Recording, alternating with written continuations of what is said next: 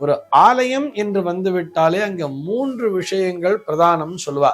அது என்ன 3 விஷயங்கள்னு பார்த்தோம்னா, தாவரங்களுக்கும் உயிர் உண்டு, அவற்றையும் நேசிக்க வேண்டும், தாவரங்களும் மிகவும் முக்கியத்துவம் பெறுகின்றன அப்படிங்கிறதுக்காகத்தான் விருட்சங்களை வைத்திருக்கிறார்கள் ஒவ்வொரு ஆலயத்திலும்ங்கிற மாதிரியும் சொல்லி இருப்பார்.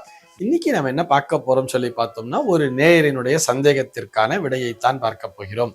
இந்த நேயர் என்ன கேட்டிருக்காரு அப்படின்னு சொல்லி பார்த்தோம்னா, ஒவ்வொரு ஆலயங்களிலும் தல விருட்சம் இருப்பதற்கான காரணம் என்ன அப்படிங்கிறது தான் அவருடைய கேள்வியாக அமைந்திருக்கிறது. நம்ம ஏதோ ஒரு கோவிலுக்கு போறோம் சொன்னா, இதுதான் இந்த ஸ்தல விருட்சம், இங்க வந்து புன்னை மரம், இந்த இடத்துல பார்த்தோம்னா மாமரம் தான் ஸ்தல விருட்சமாக இருக்கிறதுங்கிற மாதிரிலாம் ஒவ்வொரு ஆலயத்துல ஒரு விருட்சத்தை வச்சிருக்கா இல்லையா. விருட்சம்னு சொன்னா மரம். இந்த மரங்களை ஏன் அந்த தெய்வத்தோடு ஒப்பிட்டு ஸ்தல விருட்சம் என்பது போல் வைத்திருக்கிறார்கள் என்பதுதான் அந்த நேயருடைய சந்தேகமாக இருக்கிறது. ஒரு ஆலயம் என்று வந்துவிட்டாலே அங்க 3 விஷயங்கள் பிரதானம் சொல்லுவா. அது என்ன 3 விஷயங்கள்னு பார்த்தோம்னா, மூர்த்தம், தீர்த்தம் மற்றும் விருட்சம் அப்படின்னு சொல்றா. மூர்த்தம், தீர்த்தம், விருட்சம். மூர்த்தம்னு சொன்னா அந்த மூலவர், அந்த மூலஸ்தானத்தில் இருக்கக்கூடிய அந்த மூர்த்தி, அதனுடைய உருவம், அந்த அமைப்பை வைத்துத்தான் இந்த ஸ்தல புராணத்தையே சொல்லி இருப்பார்கள். அதே போல அங்க தீர்த்தம் என்பதும் விசேஷம். ஏன்னா நீர் இல்லைன்னா எதுவுமே இல்லைன்னு சொல்லியிருக்கோம். அந்த நீர் தான் ஆதார சக்தி இந்த பூமிக்கு.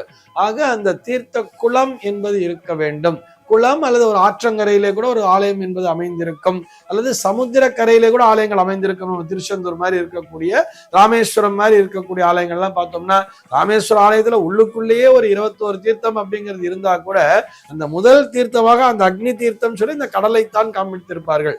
அந்த அக்னி தீர்த்த கடலிலே முதலிலே ஸ்நானம் செய்ய வேண்டும் என்று சொல்லி இருப்பார்கள், தெரியுமா? இப்படி இந்த தீர்த்தம் என்பதும் முக்கியத்துவம் பெறுகிறது. அதற்கு அடுத்தபடியாக பார்த்தோம்னா, விருட்சம் என்பது முக்கியம்னு சொல்றார். ஏன்னு சொன்னா, நம்ம தத்துவார்த்தமாகவும் புரிந்து கொள்ளலாம், அறிவியல் ரீதியாகவும் புரிந்து கொள்ளலாம். முதல்ல தத்துவார்த்தமா பார்க்கிறோம்னு சொன்னா, அந்த விருட்சம் அப்படிங்கிறது பார்த்தோம்னா அதனுடைய வேர் வந்து பூமியில ஆழச் செல்கிறது அல்லவா. அப்படி நம்முடைய மனதிலே பக்தி என்பது ஆழ்ந்து ஊன்றி இருக்க வேண்டும். அப்பொழுதுதான் நாம் நன்றாக, எந்த அளவிற்கு அந்த வேரானது அடர்ந்து படர்ந்து அல்லது கீழே ஆழமாக செல்கிறதோ அந்த அளவிற்கு நாம் உயரமாக வளர முடியும். நம்முடைய கிளைகளை நன்றாக பரப்பி விரித்திருக்க முடியும் சொல்றார். இந்த கிளைகள் என்பதுதான் நம்முடைய பரம்பரை, நம்முடைய குடும்பம், நம்முடைய உறவினர்கள் எடுத்துக்கலாம்.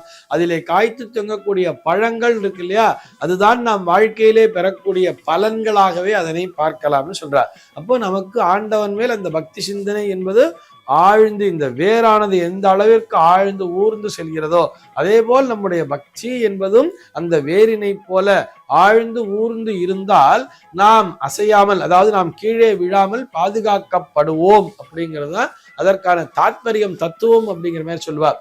இதை நம்ம வந்து அறிவியல் ரீதியாக பார்க்கும் பொழுது பார்த்தோம்னா, ஓருயிர் தாவரம் அப்படின்னு தான் சொல்லுவா, தெரியுமா? ஓருயிர் அப்படின்னு வரும்பொழுது நம்ம எல்லாம் ஓர் அறிவு அப்படின்னு கூட வச்சுக்கலாம். நம்ம வந்து 6 அறிவு தான் மனிதர்கள் சொல்றோம்.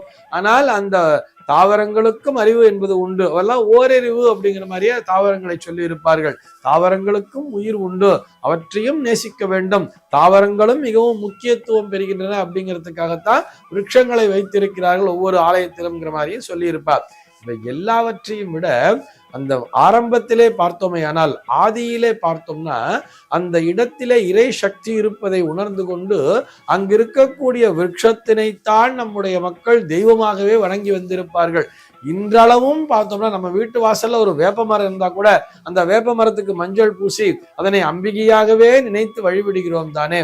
அப்படி அந்த ஸ்தல புராணத்தை எடுத்து பார்த்தால் தெரியும், அந்த இடத்திலே இயற்கையாகவே ஒரு மரம் என்பது இருந்திருக்கும்.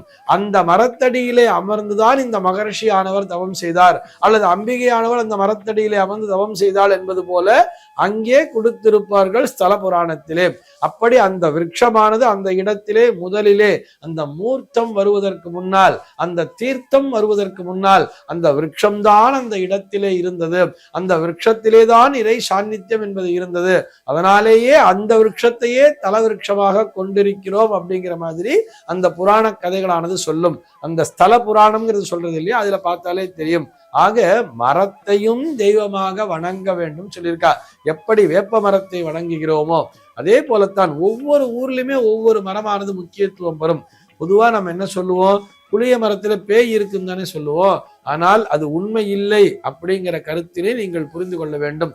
புளிய மரத்துல எல்லாம் பேய் கிடையாது, எல்லா மரங்களிலேயுமே இறைவன் தான் இருக்கிறார்.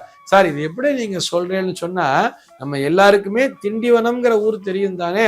அது என்ன திண்டிவனம் அப்படின்னு சொன்னா, திந்திரிணி வனம் என்பதுதான் அந்த ஊரினுடைய பெயர். திந்திரிணி அப்படின்னு சொன்னா புலி, அந்த புளிய மரத்திற்கு பேர் தான் திந்திரிணி விருட்சம்னு பேரு. அந்த சுவாமிக்கே பார்த்தோம்னா திந்திரிணீஸ்வரர் அப்படின்னு தான் பேர் அந்த சுவாமிக்கே, அந்த மூலவருக்கே திந்திரிணீஸ்வரர் பேர். இந்த லிங்கம் பார்த்தீங்கன்னா பிரம்மாண்டமா இருக்கும், சாதாரணமா இருக்கிற லிங்கத்தோட நல்ல ஜெய்சாண்டிக்கா இருக்கும் இந்த லிங்கம்ங்கிறது. எல்லாரும் தரிசனம் பண்ணணுங்கிறதுக்காக சொல்றேன். அந்த ஊரிலே ஸ்தல விருட்சம்னு பார்த்தோம்னா அது திந்திரிணி வனம் என்பதால் அந்த புளிய மரமே அங்க ஸ்தல விருட்சமாக இருக்கிறது.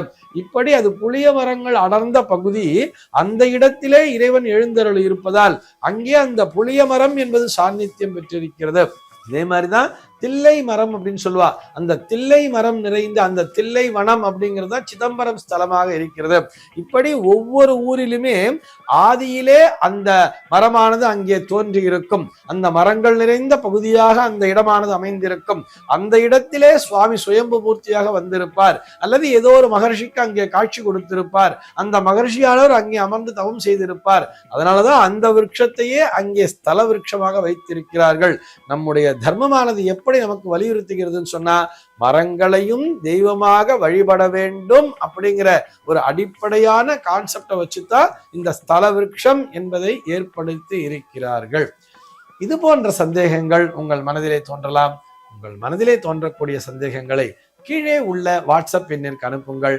நம்முடைய அர்த்தமுள்ள ஆன்மீகம் பகுதியில் அவை பற்றி விரிவாக விவாதிக்கலாம். சர்வே ஜனாஹ சுகினோ பவந்து.